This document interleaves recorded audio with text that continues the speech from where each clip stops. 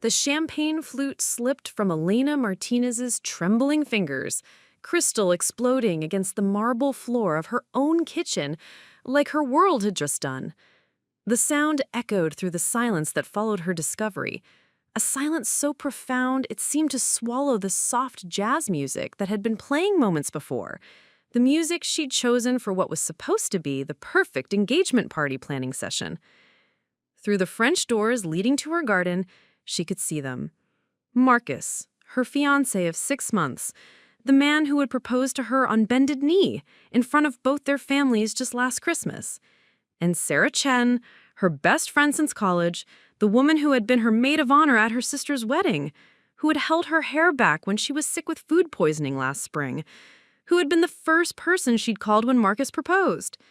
They were pressed against the old oak tree where Elena had hung string lights for tonight's intimate gathering, the same tree where she and Sarah had carved their initials as children during sleepovers at Elena's grandmother's house, back when this property still belonged to her family. Sarah's designer dress, the blue one Elena had helped her pick out last week, was hiked up around her waist, and Marcus's hands were tangled in her long black hair. The irony wasn't lost on Elena that she was witnessing this betrayal in the very garden where her grandmother had taught her about loyalty, about the sacred bonds between women, about how trust was like a delicate flower that took years to grow but could be destroyed in an instant. Elena's phone buzzed against the granite countertop. A text from Daniel Kim, Sarah's husband of 3 years, asking if she'd seen his wife. Daniel, who worked 16-hour days as a cardiac surgeon to support Sarah's art gallery dreams. Daniel, who had been Marcus's groomsman when they'd gotten engaged. Daniel, whose gentle smile and quiet devotion to Sarah had always made Elena slightly envious of their seemingly perfect marriage. "Have you seen Sarah? She said she was helping you with party planning, but she's not answering her phone. Surgery got canceled, wanted to surprise her with dinner from that Thai place she loves." Elena stared at the message, her thumb hovering over the keyboard. Through the glass, Marcus was now kissing Sarah's neck, and Elena could see her best friend's face, eyes closed in rapture, mouth open in what Elena knew was a moan of pleasure. This wasn't a moment of weakness. This was passion. This was practiced. This was something that had been happening for a while. The house felt enormous around her suddenly, all 7,000 square feet of the Victorian mansion she'd inherited from her grandmother, pressing down on her shoulders.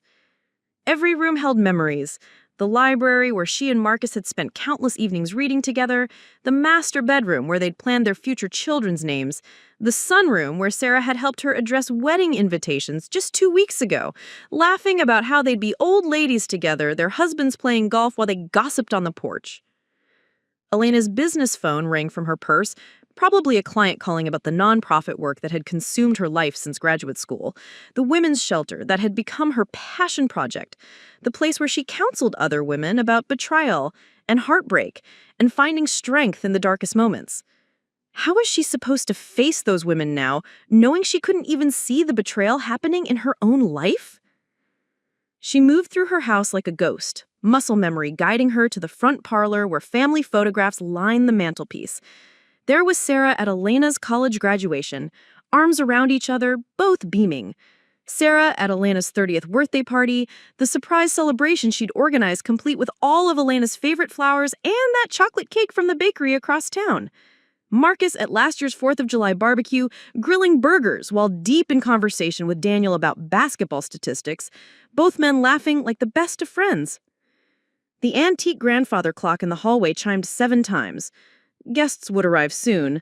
Elena's parents, Marcus's sister and brother-in-law, a handful of close friends who had been looking forward to celebrating the couple's upcoming October wedding, the wedding that Elena had been planning with military precision, the ceremony that would take place in the rose garden behind this very house, where 4 generations of Martinez women had been married.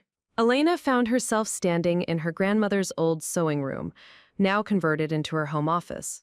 The walls were lined with thank you letters from the women she'd helped through her nonprofit work, testimonials from abuse survivors who had found new lives, photographs from the annual fundraising gala where she'd raised over $2 million last year alone. Her grandmother's sewing machine still sat in the corner, the same machine where Abuela had taught her that every thread mattered, that patience and precision could create something beautiful from nothing. A car door slammed in the driveway. Elena moved to the window and watched Daniel's black BMW pull up behind Sarah's white Mercedes. He climbed out slowly, his surgical scrubs replaced with dark jeans and the gray sweater Sarah had given him for his last birthday. In his hands were takeout containers from Siam Gordon, Sarah's favorite restaurant, and a bouquet of white orchids, her favorite flowers. Daniel Kim had always been the kind of man who remembered details. He knew that Sarah liked her coffee with exactly one sugar cube, not granulated sugar. He knew she preferred silver jewelry to gold, that she got motion sick on boats but would never admit it, that she cried during every Disney movie, even though she was 32 years old. He knew she was scared of thunderstorms and still slept with a tiny nightlight shaped like a moon that she'd had since childhood. Elena watched Daniel approach her front door, watched him pause to straighten his hair in the reflection of her hallway window, watched him smile that gentle smile that had made Sarah fall in love with him 8 years ago when they'd met at a gallery opening in Soho. Daniel, who had proposed with a ring he'd designed himself, incorporating a stone from Sarah's grandmother's engagement ring. Daniel, who had learned Mandarin to communicate better with Sarah's elderly parents, who couldn't speak much English. The doorbell rang, its familiar chime echoing through the house like a funeral bell. Elena made her way to the front door, each step feeling like she was walking through quicksand. Her reflection in the hallway mirror showed a woman she barely recognized. Pale skin, wild dark hair escaping from what had been an elegant updo, mascara smudged beneath brown eyes that looked older than her 31 years. She opened the door, and Daniel's face lit up with that same warm smile he'd given Sarah on their wedding day, when Elena had been the maid of honor who'd helped adjust Sarah's veil and promised her that Daniel would love and cherish her forever. "Elena, you look beautiful as always," Daniel said, though his trained doctor's eyes immediately caught the signs of distress she was trying to hide. "Is everything okay? You seem a little off." Behind him, the sun was setting over the manicured lawns of Riverside Heights, the exclusive neighborhood where Elena and Sarah had been riding bikes as teenagers, where they'd shared their first kisses with boys at the country club pool, where they'd promised each other they'd be each other's bridesmaids no matter what. "Daniel," Elena said, her voice barely above a whisper, "I need to tell you something." But before she could continue, Sarah's laughter drifted through the evening air from the backyard, followed by Marcus's deeper chuckle. The sound hit Daniel like a physical blow, and Elena watched his face change as understanding began to dawn. The takeout container slipped from his hands, Thai curry splattering across Elena's marble steps like blood from a wound that hadn't yet begun to hurt. "Where is she?" Daniel asked, his voice still calm but with an edge that Elena had never heard before. This was the voice that delivered bad news to families, that made life and death decisions in operating rooms, that had learned to stay steady when the world was falling apart. Elena gestured toward the backyard with a trembling hand. They're by the oak tree." Daniel didn't wait for more explanation. He walked through Elena's house like he belonged there, past the formal dining room where Elena's mother had taught her to set a proper table, past the kitchen where the broken champagne glass still glittered on the floor, past family room where Marcus had spent so many Sunday afternoons watching football and talking about their future together. Elena followed, her bare feet silent on the hardwood floors her great-grandfather had installed in 1923 when he'd built this house for his bride. She felt like she was watching herself from outside her body, like she was one of the women she counseled, hearing her own story from someone else's lips. They reached the French doors just as Sarah threw her head back in ecstasy, just as Marcus whispered something in her ear that made her laugh and pull him closer. The string lights Elena had hung so carefully that morning cast everything in a golden glow, like a scene from a romantic movie where the wrong people had ended up together. Daniel stood perfectly still for a moment that stretched into eternity. Then he pulled out his phone and began recording, his hands steady despite the destruction of his marriage playing out before him. His surgical training had taught him to document everything, to gather evidence, to think clearly even when everything was chaos. The recording lasted exactly 47 seconds. 47 seconds of Marcus and Sarah lost in each other. 47 seconds of betrayal that would destroy 2 relationships and forever change 4 lives. When Daniel finally lowered his phone, his face was completely blank, like he'd gone into the emotional shutdown that let him cut into human hearts without flinching. "How long have you known?" he asked Elena without looking at her. "I just found out, maybe 10 minutes ago. Daniel, I'm so sorry." "Don't." His voice was soft but final. "Don't apologize for their choices." Through the glass, Sarah was adjusting her dress while Marcus smoothed his hair. They looked satisfied, content, like people who had been doing this for a long time and had gotten very good at it. Elena realized she was looking at strangers, that the people she had loved and trusted most in the world had been performing their relationships with her while living their real lives in secret. Sarah checked her watch, the vintage Cartier that Daniel had given her for their first anniversary, the one she told Elena was the most romantic gift she'd ever received because he'd remembered a comment she'd made about her grandmother's jewelry. She said something to Marcus, kissed him one more time, and began walking back toward the house. Elena and Daniel stepped away from the doors just as Sarah entered through the kitchen, smoothing her hair and checking her lipstick in the reflection of the stainless steel refrigerator. When she saw Daniel, her face broke into a brilliant smile, the same smile that had convinced Elena to lend her $5,000 when her gallery was struggling, the same smile that had talked Elena through her worst breakup in graduate school. "Danny, what are you doing here? I thought you were in surgery until 9. Sarah moved to kiss her husband, but he stepped back just enough that her lips barely brushed his cheek. "Surgery got canceled," Daniel said evenly. "Brought you Thai food, your favorite." Sarah's eyes flicked to Elena, then back to Daniel, and Elena saw the moment when her best friend's expression shifted from surprise to calculation. Sarah had always been good at thinking on her feet, at crafting stories that were just true enough to be believable. "That's so sweet of you, honey. Elena and I were just finishing up the seating arrangements for the engagement party. We went out to look at where we want to put the string quartet. The acoustics are tricky with all these old trees." The lie rolled off Sarah's tongue so smoothly that Elena almost believed it herself. Almost. But Elena could smell Marcus's cologne on Sarah's skin, could see the slight swelling of her lips, could see the way Sarah's dress was wrinkled in places that had nothing to do with sitting at a table making seating charts. Marcus appeared in the doorway behind Sarah. His own clothes suspiciously rumbled, his face flushed. "Daniel, good to see you, buddy. How's the heart business treating you?" Elena watched Daniel's face carefully. If she hadn't known what he'd just witnessed, she might have missed the microscopic tightening around his eyes, the way his jaw clenched almost imperceptibly. But Daniel's expression remained pleasant, professional, the same mask he wore when delivering devastating news to families. "Can't complain," Daniel replied. "Actually saved 2 lives today. Amazing what people can survive when you know exactly where to cut." The words hung in the air like a threat wrapped in velvet, and Elena saw Sarah's face pale slightly. But Marcus, oblivious as always to subtlety, just laughed and clapped Daniel on the shoulder. "Man, I don't know how you do it. All that pressure, people's lives in your hands. I think I'd crack under the stress." "You'd be surprised what you can handle," Daniel said, still looking directly at Sarah, "when someone you love is depending on you to stay strong." Elena's doorbell rang again, breaking the tension.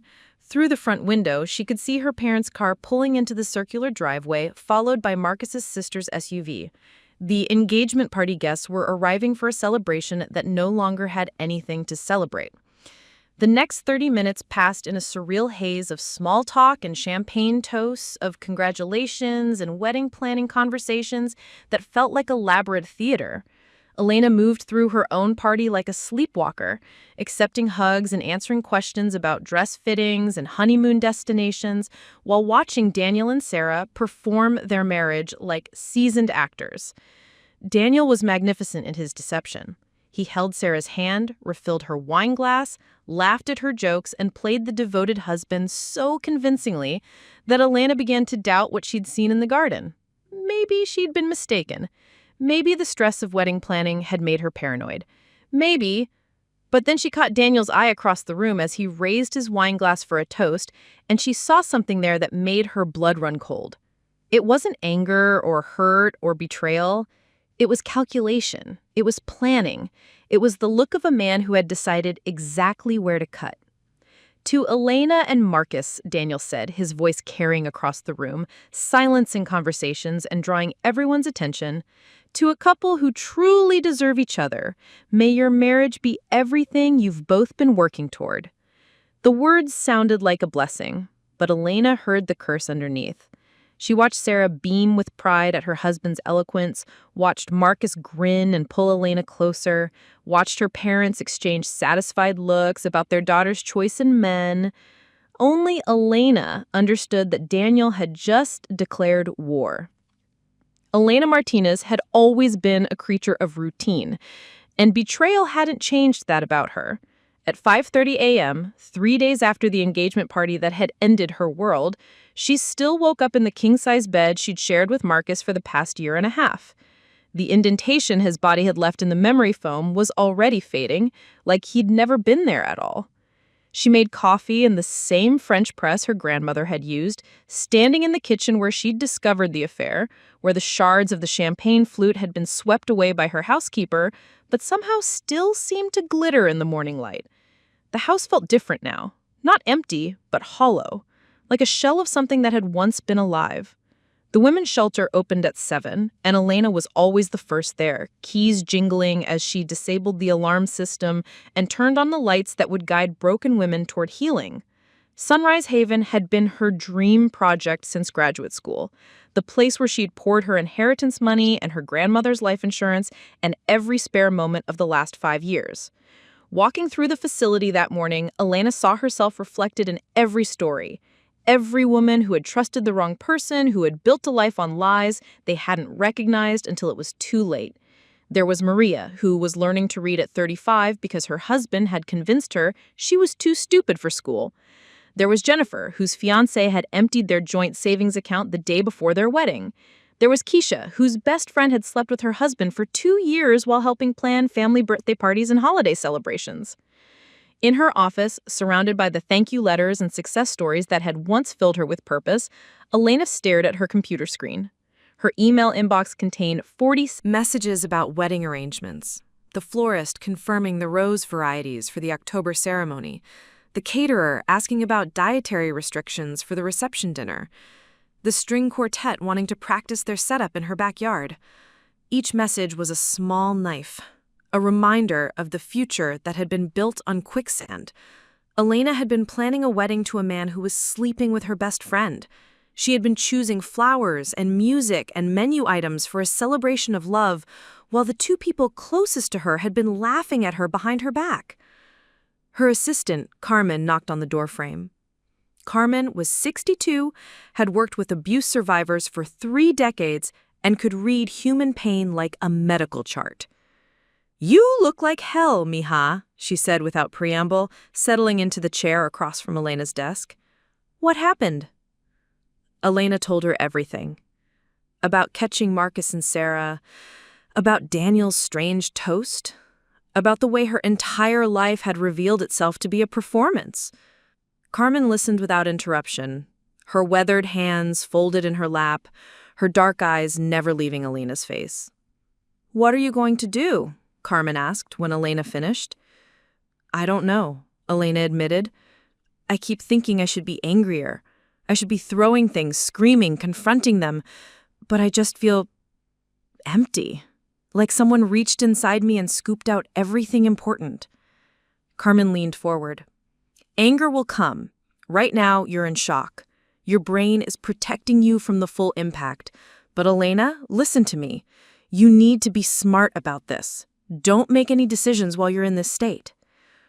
Through her office window, Elena could see the garden where the shelter's residents grew vegetables and flowers, where they learned that broken things could still create beauty with enough patience and care. An older woman named Rose was teaching a teenage girl how to prune roses, their heads bent together in concentration. "I've been thinking about Sarah's husband, Daniel. There was something in his eyes at the party. Something that scared me. Scared you? How? Like he was planning something, like he already knew exactly what he was going to do about it. Elena's phone buzzed with a text from Sarah. Coffee today? I have so much to tell you about the party. Everyone loved the champagne you picked. The casual tone, the exclamation points, the complete lack of guilt or awareness, it all felt like another betrayal. How could Sarah sit across from me and make small talk about wedding planning when she was sleeping with the groom? How could she smile and laugh and offer advice about marriage while destroying Elena's from the inside? Another text arrived, this one from Marcus. Miss you already. Client dinner tonight, but thinking about you. Can't wait for October. Elena stared at the messages until the words blurred together. These people were living completely different lives than the ones they were presenting to her. They were performing love and friendship while conducting their real relationship in secret. They were making her complicit in her own deception. I need to tell them I know, Elena said finally. I can't keep pretending everything's normal. Carmen shook her head. Not yet. You need to figure out what you want first. Do you want Marcus back? Do you want to save the friendship with Sarah? Do you want revenge? Do you just want to disappear and start over? You can't negotiate from a position of strength if you don't know what you're negotiating for. Elena spent the morning running support groups, listening to women tell stories of betrayal and recovery, offering advice about restraining orders and safe houses and rebuilding credit scores. But part of her mind kept returning to Daniel Kim, to the way he'd raised that wine glass and delivered his toast with surgical precision. During lunch, she found herself Googling Daniel's name, scrolling through his professional profiles and medical achievements.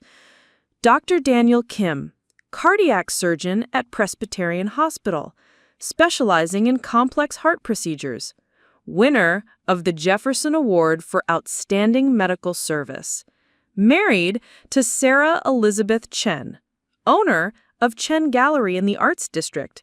The photos showed a man who smiled easily, but whose eyes remained serious, professional. In every picture with Sarah, his hand rested protectively on her back or shoulder, his body angled toward hers like a shield. He looked like a man who took care of people, who fixed broken things, who would go to extraordinary lengths to protect what he loved. Elena wondered what a man like that would do when the thing he loved most betrayed him so completely. Her phone rang, interrupting her research. The caller ID showed her mother's number, and Elena considered letting it go to voicemail. But Elena Rosa Martinez had raised her daughter to face difficult things head-on, even when, especially when, those things would break your heart. Mija, I've been thinking about the party, her mother said without preamble. Something felt off. Marcus seemed distracted, and Sarah was, I don't know, different somehow. Elena's mother had always been intuitive, had always been able to sense when something was wrong with her family. During Elena's teenage years, her mother could tell within minutes if Elena had been drinking or lying about where she'd been. She'd known Elena's father was having problems at work before he'd even admitted it to himself. What do you mean different? Elena asked, though she already knew the answer. Guilty, her mother said immediately, like she was hiding something. And the way she kept looking at Marcus, Elena, are you sure everything is okay? Elena closed her eyes and made a decision that would change everything. No, Mommy. Everything is not okay. She told her mother everything, from the moment she dropped the champagne glass to Daniel's toast to the text messages that were still arriving on her phone. Her mother listened in complete silence, and Elena could picture her standing in her own kitchen, the one she'd taught Elena to cook, gripping the phone with white knuckles.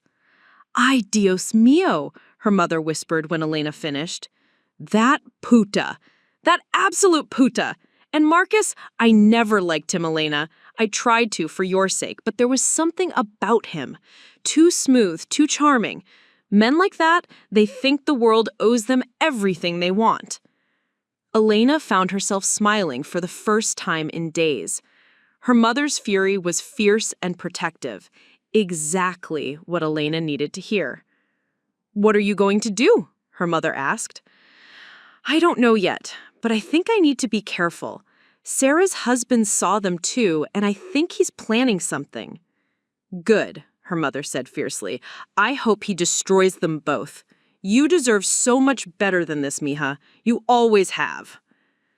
After hanging up, Elena sat in her office staring at the wall of thank you letters, thinking about the women who had rebuilt their lives after losing everything.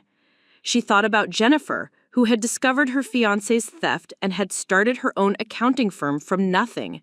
She thought about Maria, who had learned to read and was now studying for her GED. She thought about Keisha, who had divorced her cheating husband and was raising her children as a single mother while finishing nursing school. All of these women had been where Elena was now, devastated, betrayed, unsure how to move forward. And all of them had found a way to not just survive, but thrive. They had taken their pain and transformed it into strength, their betrayal into wisdom, their losses into new beginnings. Elena opened her laptop and began typing an email to the wedding vendors, her fingers moving with sudden purpose. She wasn't ready to confront Marcus and Sarah yet, but she could start protecting herself. She could start taking back control of her own story. The first email went to the florist. "I need to postpone the October wedding indefinitely. I'll call next week to discuss cancellation fees." The second went to the caterer. "The October 15th reception is canceled. Please send final invoice for deposits." The third went to the string quartet. "Wedding canceled. Thank you for your time." Each email felt like cutting away dead tissue, like removing something infected so the healthy parts could heal. Elena's inheritance money could absorb the financial losses, but more importantly, she was refusing to remain complicit in her own deception. Her phone buzzed with another text from Sarah. "Hello? Coffee today? I'm literally sitting at our usual place waiting for you." Elena stared at the message, imagining Sarah in their usual corner booth at Luna's Cafe, probably wearing the concerned friend expression she'd perfected over the years. Sarah, who had comforted Elena through every breakup, every work crisis, every family drama. Sarah, who knew exactly which lies to tell because she knew Elena's heart better than almost anyone. Instead of responding, Elena walked to her office window and looked out at the garden where Rose was still teaching the teenage girl about roses. The older woman was explaining how to identify which branches were healthy and which needed to be cut away. How sometimes you had to remove what looked beautiful in order to let the plant truly flourish. Elena's phone rang. Sarah calling now, probably confused and slightly annoyed that her best friend was ignoring her. Elena watched it ring until it went to voicemail, then listened to the message. "Elena, what's going on? I'm worried about you. You seemed off at the party, and now you're not answering my texts. Calling back, okay? I love you." The "I love you" hit like a physical blow. How could Sarah say those words when she was sleeping with Elena's fiancé? How could she perform love so convincingly while betraying it so completely? Elena's intercom buzzed. Carmen's voice came through the speaker. "Elena, there's someone here to see you. Says it's important." "Who is it?" "Daniel Kim." Elena's blood turned to ice water. Daniel was here, at her shelter, asking to see her. This wasn't a coincidence or a social call. This was the moment she'd been dreading and anticipating since the engagement party, the moment when Daniel's careful planning would finally be revealed. "Send him in," Elena said, her voice steadier than she felt. Daniel appeared in her doorway a moment later, still wearing surgical scrubs under a navy blazer, his black hair slightly disheveled like he'd been running his hands through it, but his eyes were the same as they'd been at the party. Calm, calculating, completely controlled. "Hello, Elena," he said quietly, closing the door behind him. "I think it's time we talked." Daniel Kim moved through Elena's office like he belonged there, his surgeon's eyes taking in every detail, the thank you letters covering one wall, the family photographs on her desk, the window view of the garden where broken women learn to grow beautiful things. When he sat down in the chair across from her desk, Elena noticed his hands were perfectly steady, the same hands that performed miracles on human hearts 6 days a week. "I've been researching you," he said without preamble, pulling out his phone and scrolling through what looked like extensive notes. "Elena Rosa Martinez, age 31, inherited $7.3 million from your grandmother's estate 5 years ago. You used $3.8 million to purchase and renovate this building, another $1.2 million to establish the operating fund for Sunrise Haven. You counsel approximately 40 women per month, have a 93% success rate for clients who complete your programs." Elena felt a chill run down her spine. "Why are you researching me?" Daniel's smile was small and cold. "Because we're going to be business partners, Elena, whether you know it or not. We're about to work together to solve our mutual problem." Through the window, Elena could see Rose still working in the garden, now teaching the teenage girl how to prepare soil for new plantings. The afternoon sun cast long shadows across the facility grounds, and Elena realized she'd been sitting in her office for hours, listening to Daniel's carefully constructed plan unfold like a surgical procedure. "I know you canceled the wedding vendors," Daniel continued, showing her his phone screen. "My friend Jake works for the catering company. Word travels fast in small circles. So you're already making smart moves, protecting yourself financially. That tells me you're thinking clearly despite the emotional trauma." Elena stared at him. "You're having me watched?" "I'm gathering information," Daniel corrected. "There's a difference. For instance, I know Sarah has been lying to me about her gallery hours for the past 6 months. She's been claiming evening inventory sessions and weekend artist meetings that don't exist. I know Marcus has been using your joint credit card for hotel rooms at the Riverside Inn, always on the same days Sarah claims to be working late." Elena's stomach lurched. The Riverside Inn was 15 minutes from her house, a discreet boutique hotel where she'd never been but had driven past countless times. To think that while she was at home planning their wedding, Marcus and Sarah were 10 miles away in a hotel room, probably laughing about how easy it was to deceive her. "How long have you known?" she asked. "Suspected for 3 months, confirmed for 6 weeks, decided what to do about it yesterday morning." Daniel leaned forward slightly, his dark eyes never leaving Elena's face. "I've been documenting everything, Elena. Photos, credit card statements, phone records, hotel receipts. I have enough evidence to destroy them both in divorce court, but that's not enough for me." Elena felt like she was listening to someone plan a murder, not a divorce. "What do you mean, not enough?" Daniel was quiet for a long moment, and Elena realized he was deciding how much to tell her, calculating exactly how far he could trust her with his real intentions. "Sarah doesn't just want to sleep with your fiancé. She wants your life, your house, your money, your social connections, your family's acceptance. She's been studying you for months, learning how to replace you. And Marcus isn't just having an affair. He's planning to leave you for her after the wedding, after he has legal access to your inheritance." Elena's felt the floor drop out from under her. They wouldn't." Daniel pulled out a manila folder and placed it on her desk. Inside were photocopies of documents Elena had never seen before: financial records, property assessments, insurance policies. The man she'd been planning to marry had been planning to rob her before she even walked down the aisle. "Sarah's been feeding him information," Daniel continued relentlessly, "about your family's money, about your grandmother's estate, about your emotional vulnerabilities. She knows you blame yourself when relationships fail. She knows you'd probably give Marcus whatever he wanted just to avoid a long legal battle." Elena looked up from the papers, feeling like she was drowning. "Why are you telling me this? What do you want from me?" Daniel's smile was sharp as a scalpel. I want them to suffer the way they've made us suffer. I want them to lose everything they think they're going to gain. And I want your help to make it happen. Elena's phone buzzed with another text from Sarah. I'm really worried about you. Can I come over? I'm bringing wine and chocolate. Daniel glanced at the phone. She's panicking. You disappeared from your normal routine, canceled wedding vendors without telling Marcus. They know something's wrong, but they don't know how much you know.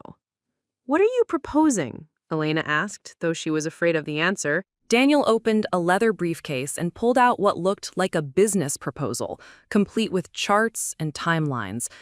Elena realized this man had been planning for weeks, maybe months, treating their revenge like a medical procedure that required precise planning and flawless execution.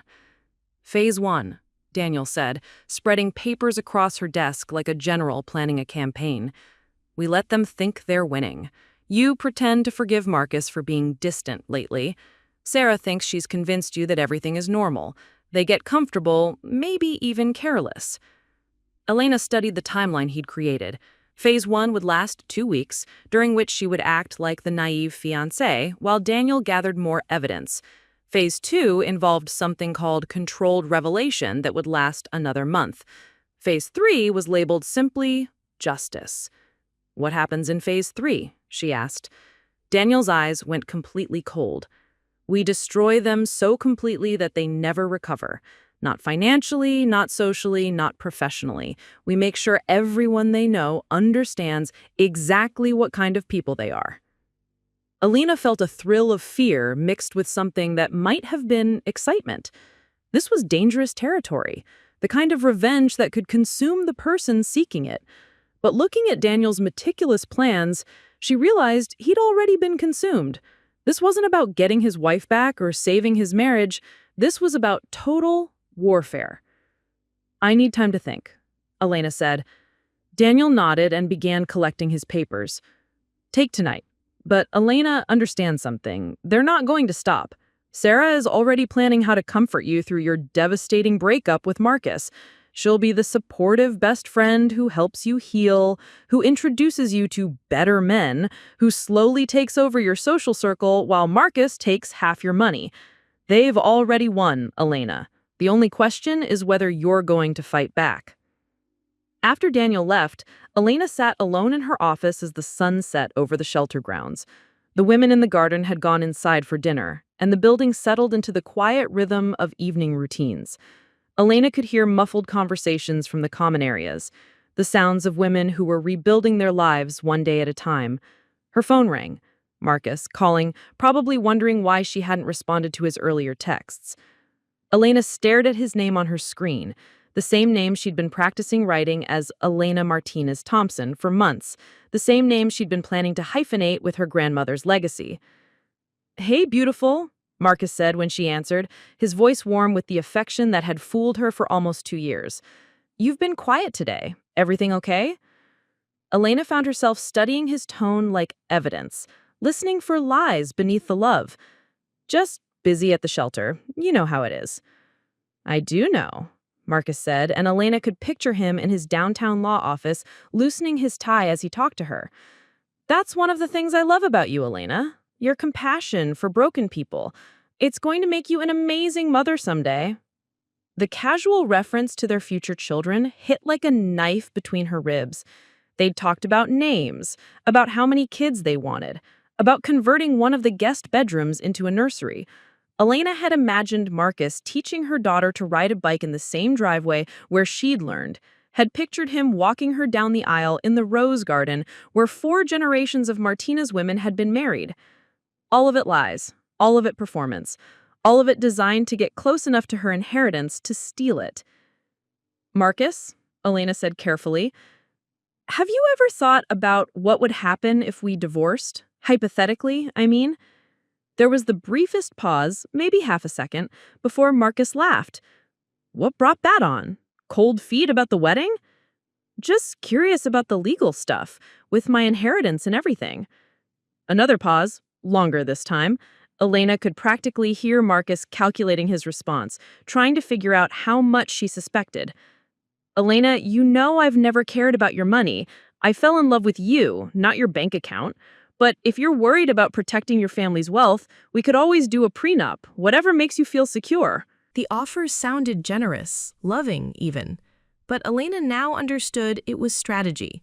Marcus knew that Elena's guilty conscience and people-pleasing nature would make her refuse a prenup, would make her insist that true love didn't need legal protection. He was manipulating her into making herself vulnerable, using her own personality traits against her. "I should go," Elena said. "Early day tomorrow." "I love you," Marcus said. The same words he'd said every night for months.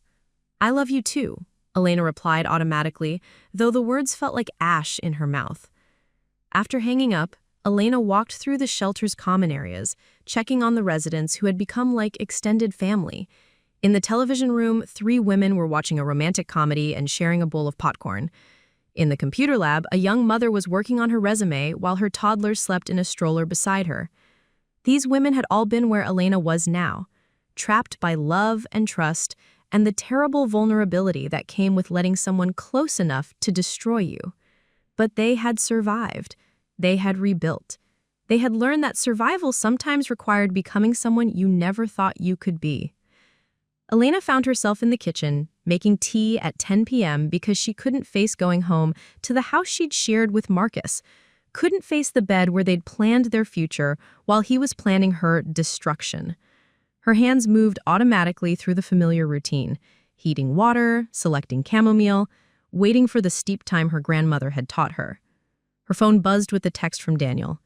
"Decision made yet?" Elena stared at the message for a long time. Then she typed back, "What exactly does Phase 3 involve?" Daniel's response came immediately. "Justice.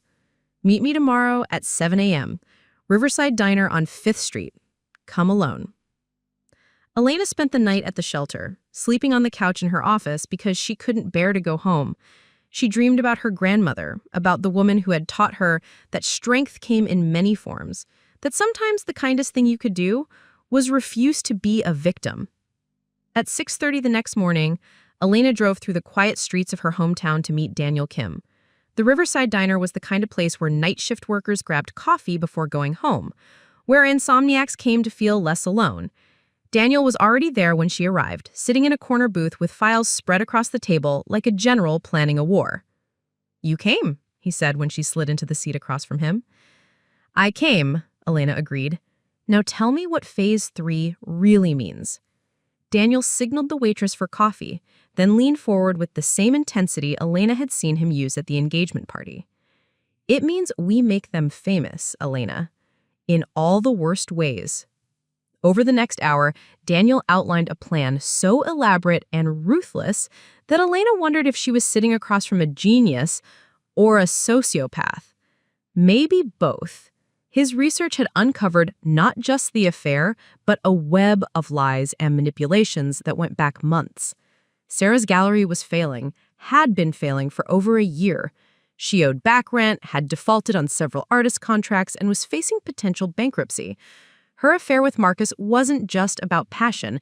It was about accessing enough money to save her business, and she'd been systematically manipulating both Elena and Marcus to get it. Marcus, meanwhile, had his own financial problems.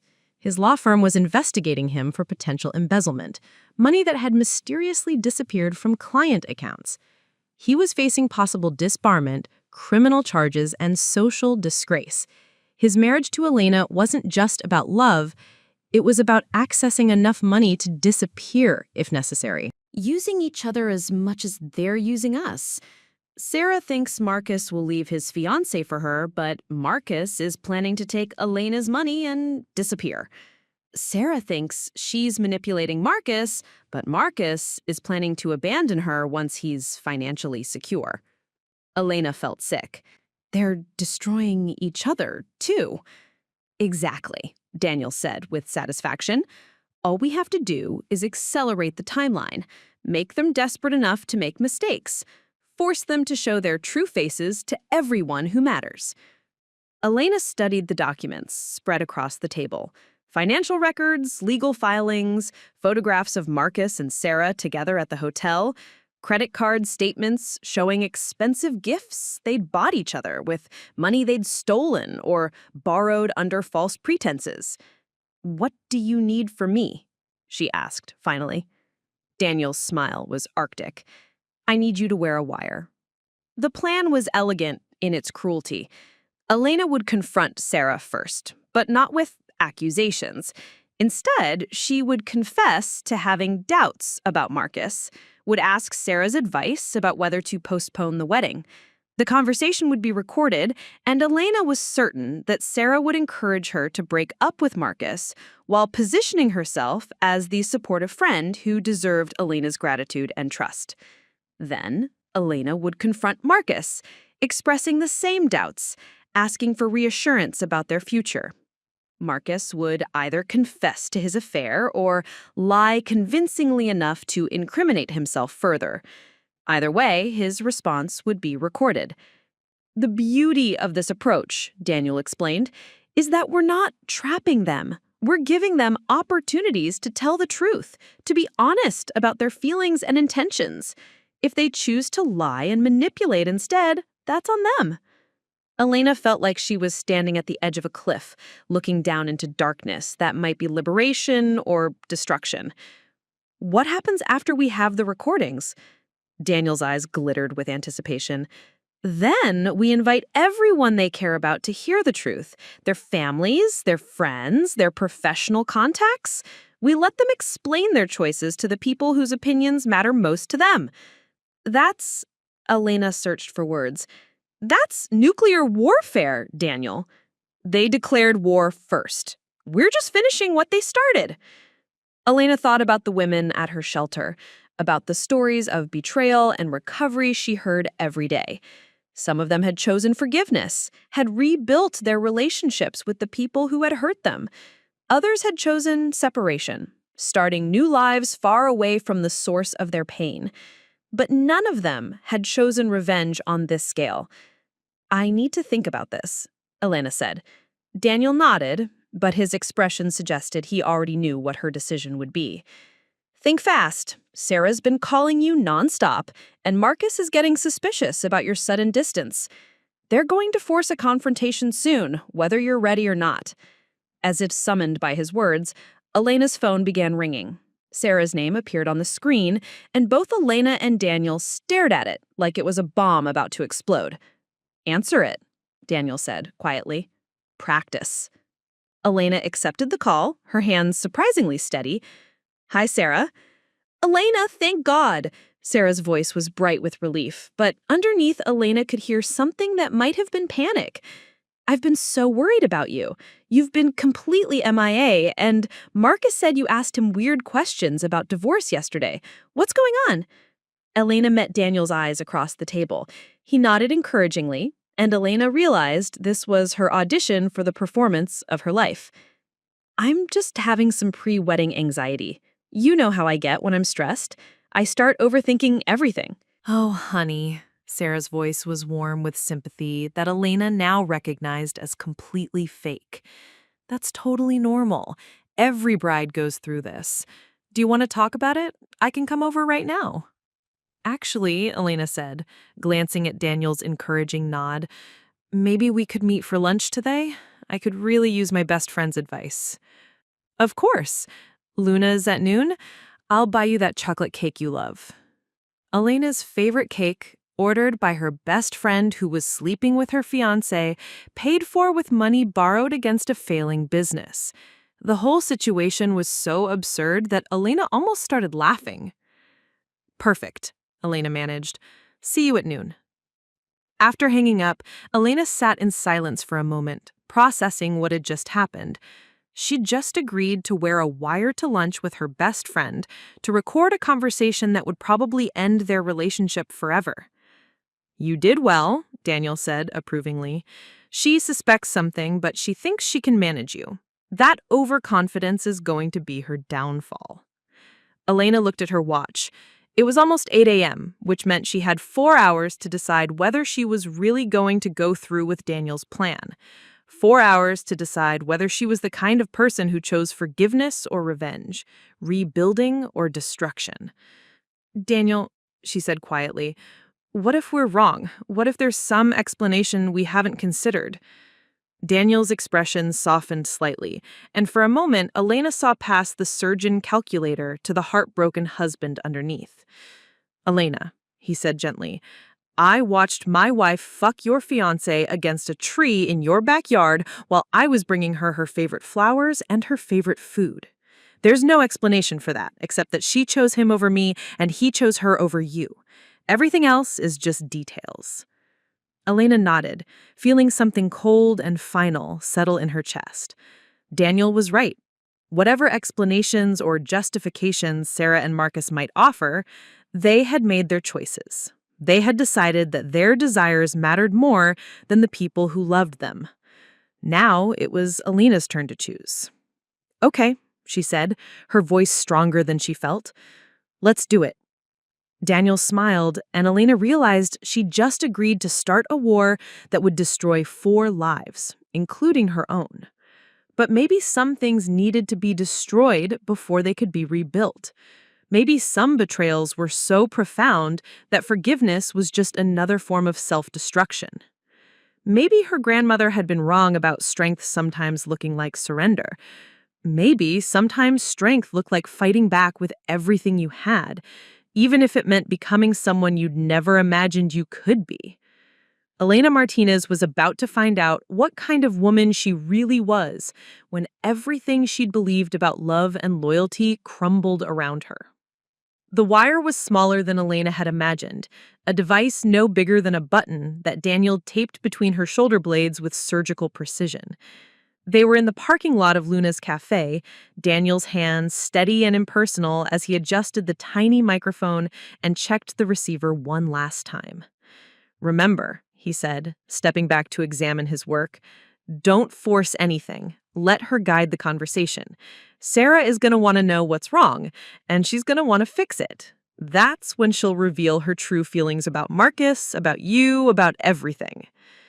Elena caught her reflection in Daniel's car window. She looked like herself, maybe a little pale, maybe a little hollow around the eyes, but still recognizably the woman who had been planning her wedding just a week ago. The wire was completely invisible beneath her silk blouse, but she felt like everyone would be able to see it, like her betrayal was written across her forehead in letters too large to miss. What if she doesn't say anything incriminating? Elena asked. Daniel's smile was cold. She will. Sarah can't help herself. She thinks she's smarter than everyone else, thinks she can manipulate any situation to her advantage.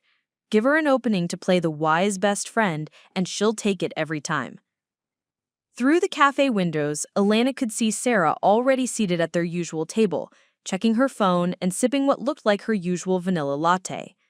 Sarah looked beautiful as always, her black hair falling in perfect waves over one shoulder, her makeup flawless despite claiming to have rushed over from the gallery.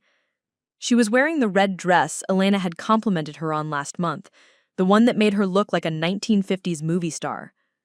Elena wondered if Sarah had chosen that dress deliberately, knowing Elena would remember complimenting her on it, knowing it would make Elena feel guilty for suspecting her best friend of betrayal. Every choice Sarah made these days seemed calculated, designed to manipulate Elena's emotions while hiding her true intentions. I have to go, Elena said, checking her watch. It was 11:58, and Sarah would notice if she was late. Sarah always noticed details, had always prided herself on being the friend who remembered birthdays and anniversaries and favorite orders at restaurants. Daniel handed her a small device that looked like a cell phone. If you need help, if things go wrong, press the red button.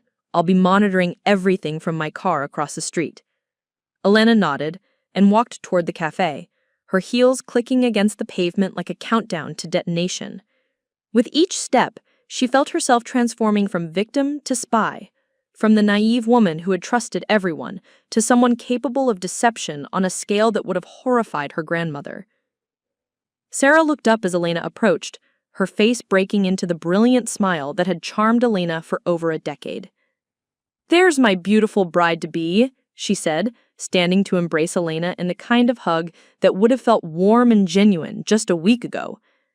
Now Elena could smell Marcus's cologne faintly on Sarah's skin, could feel the guilt in the way Sarah held her just a little too tightly, a little too long. "You look tired," Sarah said, studying Elena's face with the concern of a best friend who noticed everything. "Are you sleeping okay?" Elena slid into the booth across from Sarah, the same booth where they'd planned Elena's 30th birthday party, where Sarah had helped her practice her speech for the shelter's fundraising gala, where they'd spent countless hours talking about dreams and fears and the kind of men they wanted to marry. Not really, Elena admitted, which was true enough.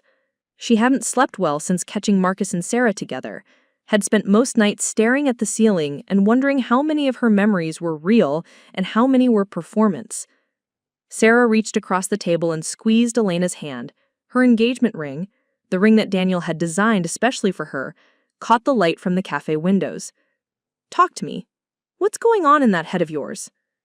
Elena looked down at their joined hands, at the friendship bracelet Sarah had made for her in college that she still wore every day, at the scar on Sarah's thumb from when they'd tried to cook Thanksgiving dinner together their senior year, and Sarah had cut herself opening a can of cranberry sauce. All of these memories felt contaminated now, like looking at photographs of a place you'd loved before learning it was built on a burial ground. "I keep having these doubts," Elena said carefully, the words that Daniel had coached her to use, "about Marcus, about the wedding, about whether I'm making the right choice." Sarah's grip on Elena's hand tightened almost imperceptibly. "What kind of doubts?" Elena took a deep breath and began the performance that would either save her life or destroy it. "He's been distant lately, distracted. Like his mind is somewhere else even when we're together. And yesterday I asked him about divorce, hypothetically, and he got weird about it." Like he'd already thought about it, like he had answers ready. Elena paused, watching Sarah's face carefully. "Sarah, I need to ask you something, and I need you to be completely honest with me." "Always," Sarah said immediately. "You know you can ask me anything." Elena met her best friend's eyes across the table, looking for any trace of guilt or recognition, any sign that Sarah understood the irony of promising honesty while sleeping with Elena's fiancé. "Do you think Marcus really loves me?" Elena asked. "Or do you think he's more interested in what I can provide for him?" Sarah was quiet for a long moment, and Elena could see her calculating her response, trying to figure out how to answer in a way that would serve her own interests while appearing supportive. "Elena," Sarah said finally, "can I be completely honest with you?" Elena nodded, her heart hammering against her ribs. "I've always had some concerns about Marcus," Sarah said, her voice gentle but serious. "Not that he doesn't care about you, because I think he does, but I wonder sometimes if he truly understands what an incredible woman you are." Elena felt a spark of hope that maybe Sarah was about to confess, about to come clean about everything and beg for forgiveness. "What do you mean?" Sarah leaned forward, lowering her voice like she was sharing a secret. "You're brilliant, Elena. You're beautiful and successful and kind, and you have this incredible capacity for love. But Marcus, sometimes I feel like he takes that for granted, like he expects you to be grateful that he chose you, instead of recognizing that you chose him." Elena stared at her best friend, realizing that Sarah was telling the truth about Marcus while lying about everything else. Sarah understood exactly what kind of man Marcus was: selfish, manipulative, interested in Elena primarily for her money, and she was sleeping with him anyway. "So you think I should be worried?" Elena asked. Sarah's smile was sympathetic and completely false. "I think you should trust your instincts. If something feels off, it probably is. You deserve a man who worships the ground you walk on, who would never make you doubt his feelings or his commitment." Elena almost laughed at the audacity. Sarah was describing Daniel, the man who had learned Mandarin for her, who brought her favorite flowers just because, who was across the street right now listening to his wife betray him with casual cruelty. What should I do? Elena squeezed her hand again, and Elena could see the calculation behind her concerned expression, could practically hear the gears turning as Sarah figured out how to position herself as the supportive friend who had Elena's best interests at heart. "Maybe you should postpone the wedding," Sarah said gently. "Just until you're sure. There's no shame in taking more time to be certain about such a big decision." Elena felt the wire against her back, recording every word of this conversation, capturing the moment when her best friend advised her to leave the man Sarah was sleeping with. The manipulation was so brazen, so perfectly executed, that Elena felt a grudging admiration for Sarah's skill, even as she was destroyed by her betrayal. "But what if he leaves me?" Elena asked, playing the insecure fiancé perfectly. "What if postponing the wedding makes him realize he doesn't want to wait for me?" Sarah's expression flickered for just a moment, and Elena caught a glimpse of something that might have been satisfaction or anticipation. "Then he's not the right man for you," Sarah said firmly. "Elena, listen to me. Any man who would leave you over wanting to be sure about marriage doesn't deserve you in the first place. You're a catch. And if Marcus can't see that, then he's an idiot who doesn't deserve your love." Elena nodded slowly, as if Sarah's words were a revelation instead of a carefully constructed manipulation designed to break up Elena's engagement while positioning Sarah as the loyal friend who had guided Elena toward the truth. "You're right," Elena said. "I should trust my instincts." "Exactly," Sarah said, beaming like a proud mentor. "And whatever happens, you know I'll be here for you, right? Through everything. That's what best friends do." Elena looked across the table at the woman who had been her maid of honor, her confidant, her chosen sister for over a decade. Sarah was promising to be there for Elena while actively working to destroy her life, offering support while stealing the man Elena loved, providing comfort while planning to take everything Elena valued most. "I don't know what I'd do without you," Elena said, and for the first time in the conversation, she was telling the complete truth.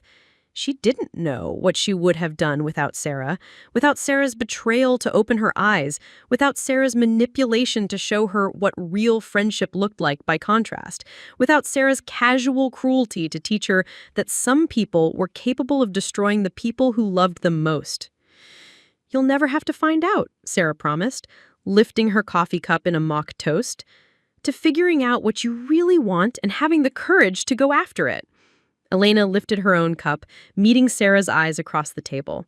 "To truth," she said quietly, "however painful it might be."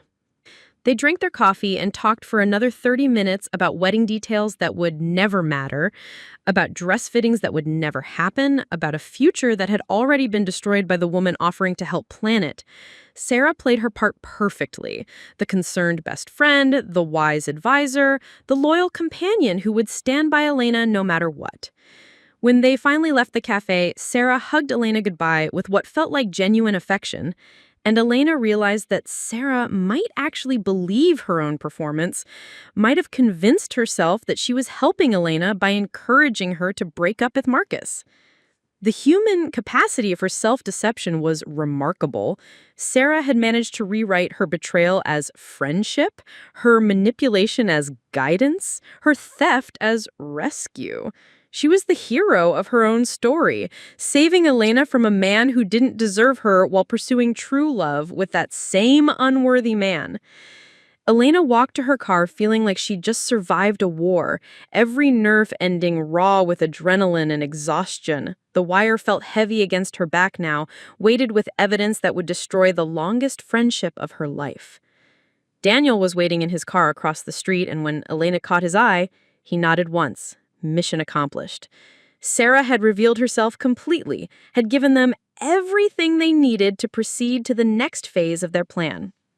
Elena drove home through streets that looked different now, familiar landmarks transformed by the knowledge of what she was capable of when pushed beyond her limits. She had just lied to her best friend's face, had manipulated Sarah as skillfully as Sarah had been manipulating her. The woman who had walked into that cafe an hour ago had been a victim. The woman driving home now was something else entirely. Someone harder, smarter, more dangerous. Someone who had learned that survival sometimes required becoming the kind of person you'd never imagined you could be. Elena Martinez was about to discover that revenge, like surgery, required a steady hand and the willingness to cut away what looked healthy in order to save what truly mattered.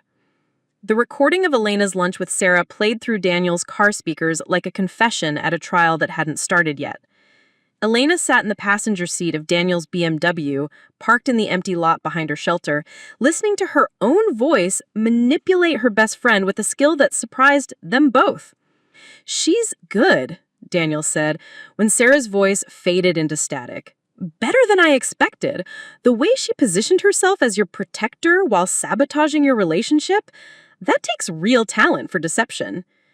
I felt sick listening to my own performance, hearing myself lie with increasing ease as the conversation progressed. I can't believe I did that. I can't believe how naturally it came. Daniel ejected the small recording device and slipped it into an evidence envelope with the same precision he used for medical specimens. Survival instincts, Elena. When people threaten what matters most to us, we become capable of things we never imagined. Through the windshield, Elena could see the shelter's garden, where Rose was teaching another group of women how to identify which plants were worth saving and which needed to be removed entirely. The metaphor wasn't lost on her. Sometimes the thing that looked healthiest on the surface was actually poisoning everything around it. "What's next?"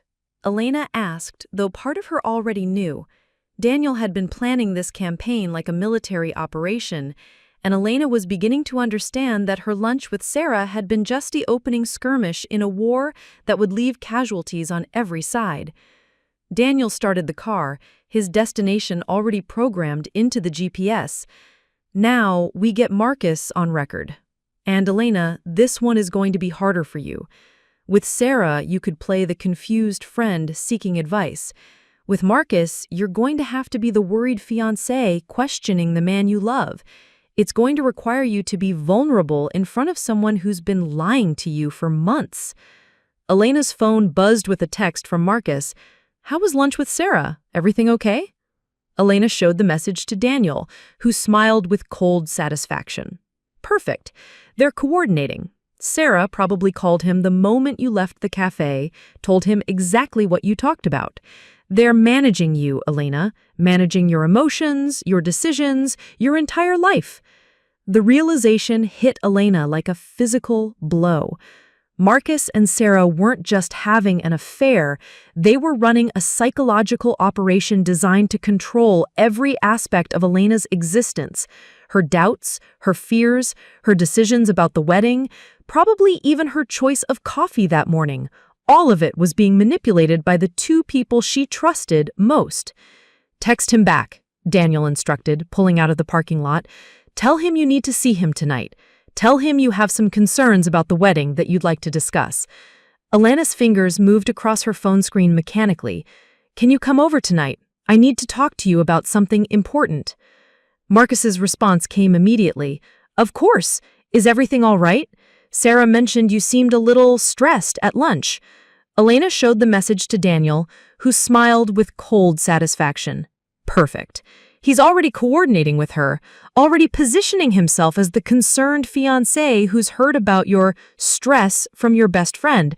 They think they're so fucking clever." Elena had never heard Daniel swear before, had never seen him express any emotion stronger than mild annoyance, but sitting in the car with recordings of his wife's betrayal playing through the speakers, his careful surgical composure was finally cracking to reveal the rage underneath.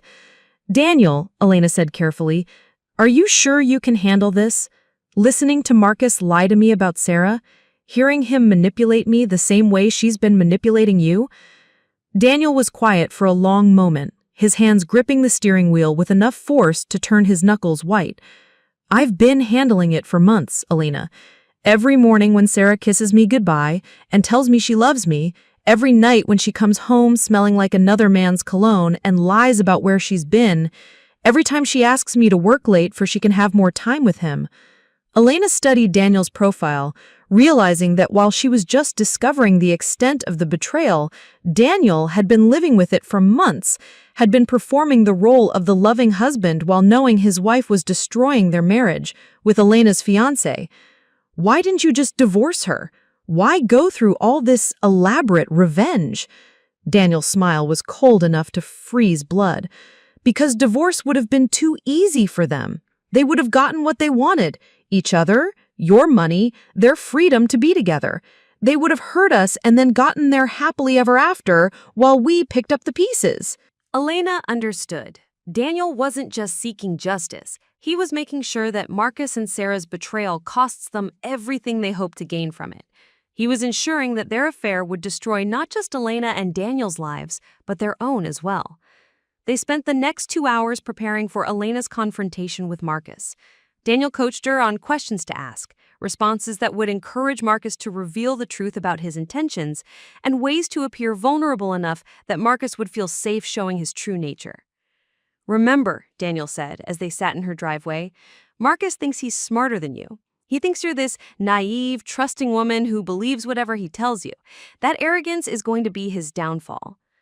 Elena looked up at the house where she'd been living with Marcus for over a year, where they'd planned their wedding and their future children and the life they would build together. The windows glowed warm and golden in the evening light, and Elena could see Marcus moving around inside, probably making dinner and preparing to comfort his stressed fiancé with lies disguised as love. "What if he doesn't confess?" Elena asked. "What if he's too smart to incriminate himself?" Daniel handed her another wire, this one disguised as a necklace that her grandmother had given her. "Then we'll have him on record lying to you, manipulating you, gaslighting you about your legitimate concerns. Either way, we'll have what we need." Elena fastened the necklace around her throat, the weight of it feeling like a chain that connected her to a future she'd never planned for herself. "And after we have his confession?" Daniel's eyes glittered with anticipation. "Then we invite everyone who matters to hear the truth. Marcus's law partners, Sarah's family, your parents, their mutual friends. We let them explain their choices to the people whose opinions actually matter to them." Elena climbed out of Daniel's car, feeling like she was walking to her own execution. The woman who walked up her front steps was not the same person who had discovered the affair just a week ago. That woman had been trusting, naive, willing to believe the best about people even when the evidence suggested otherwise. This woman was harder, smarter, capable of deception that would have horrified her former self. This woman understood that survival sometimes required becoming someone you'd never imagined you could be. Marcus opened the front door before Elena could use her key, wrapping her in the kind of embrace that had once made her feel safe and cherished. Now she could feel his hands checking for tension in her shoulders, his medical training allowing him to assess her emotional state through physical contact. "Hey, beautiful," he said, his voice warm with concern that might have been genuine or might have been performance. After months of lies, Elena could no longer tell the difference. "What's going on? Sarah said you seemed upset at lunch." Elena let herself be led into the kitchen where Marcus had prepared her favorite meal, salmon with lemon and herbs, roasted vegetables, the wine her grandmother had taught her to love. Every detail was perfect, calibrated to make Elena feel cared for and understood. "I've been thinking about us," Elena said carefully, sitting down at the kitchen island where they'd shared so many meals, where Marcus had proposed just 8 months ago. "About whether we're really ready for marriage." Marcus's expression shifted almost imperceptibly, and Elena caught a flicker of something that might have been relief or calculation. "What brought this on?" "Cold feet are normal, Elena. Every couple goes through this." Elena studied his face, looking for tells the way Daniel had taught her. The slight tension around his eyes when she mentioned marriage, the way his hands stilled on his wine glass when she expressed doubt, the microscopic pause before he reassured her that doubt was normal. "It's not cold feet.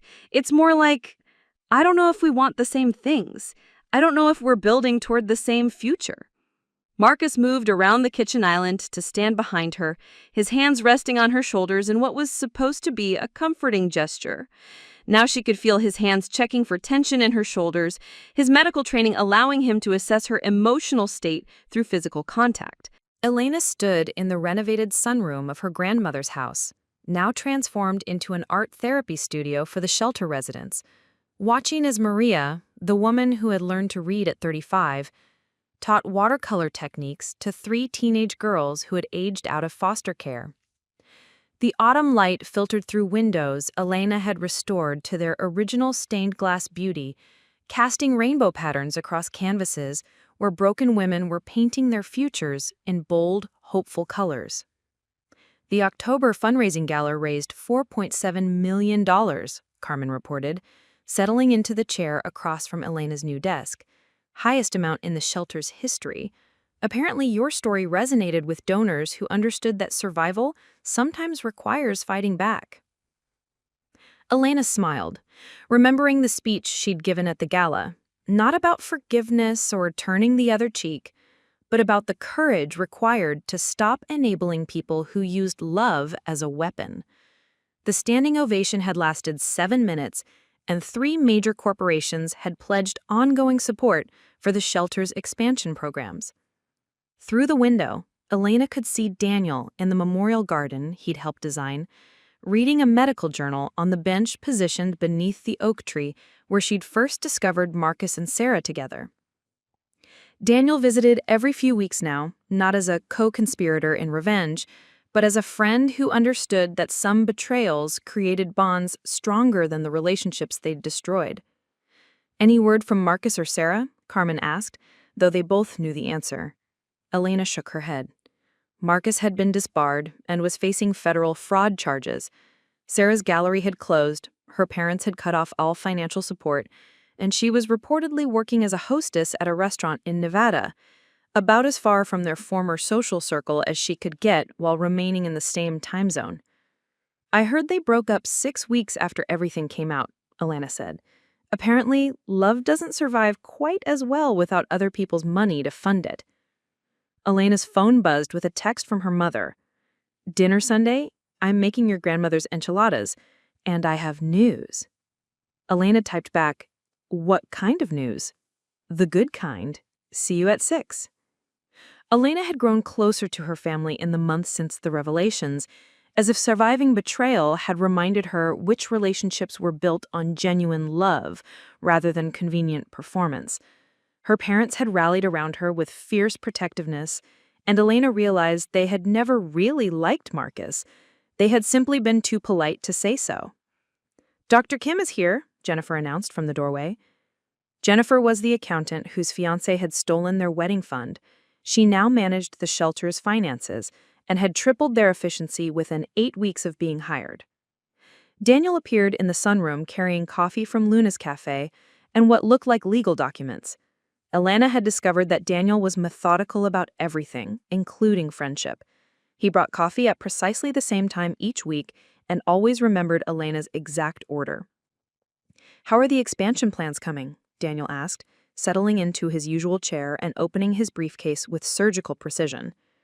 Elena spread architectural drawings across her desk, plans for a second building that would house job training programs, childcare services, and transitional apartments for women ready to live independently. The project would cost $12 million, funded partly by Elena's inheritance and partly by donations from people who had been inspired by her story. "Ground breaks in January," Elena reported. "Would be able to serve 3 times as many women with comprehensive support from crisis intervention through complete independence." Daniel studied the blueprints with the same attention he gave to cardiac procedures. "Your grandmother would be proud. You're using her legacy to create something that will outlast all of us." Elena looked around the sunroom where her grandmother had spent her final years, surrounded by photographs and memories and the accumulated wisdom of a life well lived. Elena could feel her presence sometimes, could sense her approval of the choices Elena had made in the aftermath of betrayal. "I got a call from a book publisher yesterday," Elena said, pulling out a contract offer that had arrived via overnight mail. "They want me to write about everything that happened, a memoir of betrayal, survival, and justice, they called it." Daniel raised an eyebrow. "Are you going to do it?" Elena had been considering the offer for weeks, weighing the value of sharing her story against the privacy she'd worked so hard to rebuild. "I think so. Not for revenge or attention, but because other women need to know that survival has many faces, that sometimes healing looks like forgiveness, and sometimes it looks like refusing to be a victim. Through the window, Elena could see Rose working with a new resident, teaching her to prepare garden beds for winter planting. The metaphor was perfect. Sometimes you had to cut things back severely, remove what looked healthy but was actually diseased, in order to create space for new growth. Elena's phone rang. Unknown number from a Nevada area code. Elena stared at it for a moment, then declined the call and blocked the number. She had no interest in whatever Sarah might want to say, no curiosity about explanations or apologies or attempts at reconciliation. Some bridges were meant to be burned completely, leaving no path back to relationships that have been built on lies from the beginning. "I should head back to the hospital," Daniel said, gathering his papers with the efficiency of someone who saved lives for a living. "But Elena, I want you to know, what we did changed me. Not the revenge part, but the aftermath, realizing that I could survive something I thought would destroy me." Elena nodded with understanding. Daniel had started dating again recently, a pediatric nurse named Lisa who made him laugh and didn't seem impressed by his surgical reputation. Elena had met her at a hospital fundraiser and immediately liked her honesty and her refusal to treat Daniel like he needed to be handled carefully because of what Sarah had done to him. After Daniel left, Elena walked through the shelter's common areas, checking on residents and staff, listening to stories of women who were rebuilding their lives one careful decision at a time. In the computer lab, a young mother was finishing her nursing degree online while her toddler played with educational tablets. In the kitchen, 3 women were cooking dinner together, sharing recipes and stories and the kind of laughter that comes after surviving something terrible. Elena found herself in her old office, now used by Carmen, looking at the wall of thank you letters that had grown substantially in recent months. Women wrote to express gratitude not just for the shelter's services, but for Elena's example, proof that betrayal didn't have to mean destruction, that survival could look like strength rather than submission. One letter, framed in the center of the wall, was from a woman in Portland whose husband had been embezzling from her family business while having an affair with her sister. "Your story gave me permission to fight back," she wrote. "I thought forgiveness was the only moral choice, but you showed me that sometimes justice is more loving than enabling." Elena's phone buzzed with a text from an unknown number that somehow hadn't been blocked. "I hope you're happy now. You destroyed 4 lives over nothing." Elena stared at the message, recognizing Marcus's writing style, even though he was texting from a number she didn't recognize. She considered responding, considered explaining that he had destroyed his own life through his choices, that consequences weren't the same as persecution.